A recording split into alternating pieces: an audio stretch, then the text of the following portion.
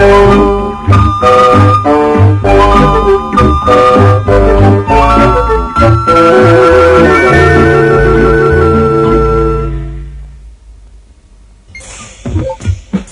notre circuit élémentaire, en plus du générateur de tension et des résistances, on peut insérer d'autres éléments, tels que bobines ou condensateurs.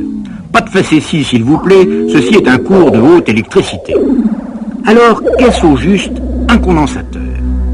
Supposez que vous ayez deux minces feuilles de métal, que vous mettez l'une en face de l'autre et que vous branchez, comme ceci, sur votre source de tension. Celle connectée au pôle plus va perdre des électrons, c'est-à-dire qu'elle va se charger positivement. L'autre, au contraire, va récupérer des électrons. Elle va se charger négativement. Cela s'arrête au bout d'un certain temps, et on dit que le condensateur est chargé. Les électrons en surnombre, d'un côté, voudraient bien aller de l'autre côté, mais il n'y a pas de conducteur, ils ne peuvent pas passer. Et même, je les en dissuade totalement en mettant entre les deux un isolant bien meilleur que l'air et qu'en termes techniques on appelle le diélectrique. Un condensateur, c'est donc un sandwich au diélectrique, entre deux tranches métalliques, le tout souvent mis en rouleau pour que ça prenne moins de place. Dans la vie courante, il ressemble à ceci. Mais, direz-vous, où est l'intérêt de mettre dans un circuit des machins qui vont empêcher le courant de passer ? Empêcher le courant de passer, là, il faut voir. Car quand je vais fermer mon circuit sur la source, le condensateur va se charger. D'un côté, il y a des électrons qui arrivent, de l'autre côté, une quantité égale d'électrons qui partent. Certes, les électrons ne passent pas à travers le condensateur, mais ils passent bel et bien dans tout le reste du circuit. Ce qui fait un courant électrique que par convention on représente par une flèche en sens inverse des électrons. Courant qui va décroître jusqu'à ce que le condensateur soit chargé au maximum. À ce moment-là, si on débranche la source de tension et qu'on ferme le circuit comme ceci, les électrons trop contents de trouver un chemin vont se précipiter. Ce qui refait un courant électrique, mais dans l'autre sens, courant qui va décroître jusqu'à ce que le condensateur soit déchargé. Et l'on peut recommencer.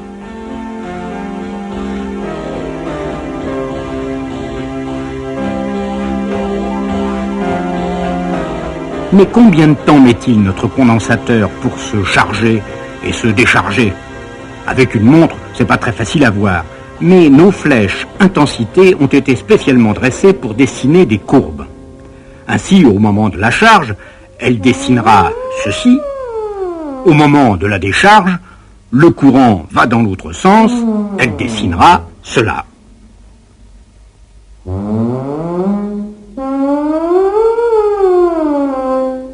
Le temps que met un condensateur pour se charger et se décharger dépend de la résistance en série dans le circuit, mais il dépend aussi de ce qu'on appelle la capacité du condensateur. C'est en quelque sorte la quantité d'électrons qu'il est capable d'emmagasiner d'un côté et de perdre de l'autre. Et elle est proportionnelle, cette capacité, à la surface de deux feuilles de métal de mon sandwich, appelée armature. Elle dépend aussi de la minceur du diélectrique et de sa nature. Cette capacité du condensateur s'exprime en farad ou en microfarad du nom de Michael Faraday, le charmant jeune homme qui l'a apprivoisé. On a vu comment varier le courant, maintenant voyons comment varie la tension aux bornes du condensateur. Quand le circuit est ouvert et le condensateur déchargé, la tension est nulle évidemment. Dès que le condensateur est chargé, le courant ne passe plus, la tension est maximum et égale à celle de la source. Comme vous le voyez, courant et tension ne varient absolument pas en même temps.